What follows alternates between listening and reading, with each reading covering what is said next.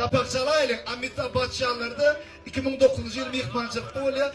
Şunda da Nedip bolsa oğlumu yürütüp Aydar Nipsinir Amitabh Bachchan'ı toyunu aydıpsınır. Ama oğlum şu an oğlu Abhishek bilen gelini Aishwarya bilen bir ulu kino sürpörsüydü. Rejisör koyurmayan aydıp bilmeye yönü şol filmde tanf ediyen kıyılar düğünlerle ümmun yine Türk'ün üstü bilen samolyotta tanışlarını uğrattı. Ama Abhishek Bachchan hem Amitabh Bachchan hem toy kutladılar. Eğer şu Hindistan'ın gelen soğukada bir tomaş etmeden karşı ediyor. Evet.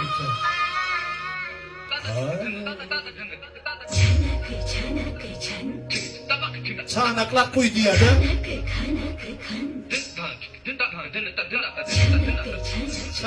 Oğlum İsmail.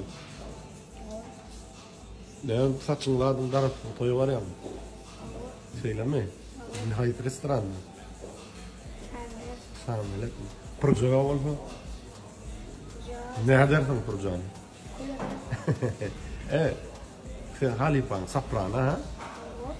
Ne yapıyorsun benimle? Keniden Soprano'da var. Soprano'ya bu oluyor. Doğru yani haydi. Keniden de. Молодец. Давай görüşürüz. Tamam sol. Ben başka yerde. Proje olsa canık böyle ya. Давай. Şeyde havaydım saylattım. Benim özgürde göster. Toylar bulmakta varsın diyesim geliyor. Elbette ama peyzde toy varsın. Direkt toy katlaşalı. Eşe partneri gibi de uzak yaşasın. Yürüyün sonra başına verir ya torttan sonra. Yani eşe bir bakıp gidiyor. Ahmet bile takmadım gidiyor. Onu nasıl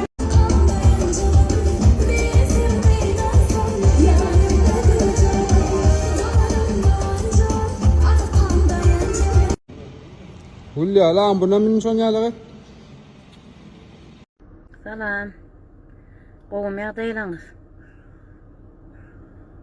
Yine benim sunat toydan geldim. Yine nisip botayadır. Yine de toyu var ya. Sağlama araç otuyor nedir. Gelip duruşum yine maşinen düşmeyenim. Han bir videoda bana okuduk bir göreyim neydim. Ay, zapis yedim. O kovuluk, sağlık, yurdumuz parahat, Kudaya şükür. Medat normalne. Toydan yetersin deyip dile getip görsün. Baka. Yine alt parçalı altın. Mesela hakikati sikredir. Onu da dedi. Mesela hakikati fabrika doyu ve soğan orazerdi feme patrona diktirişmetme var. Atölye canım.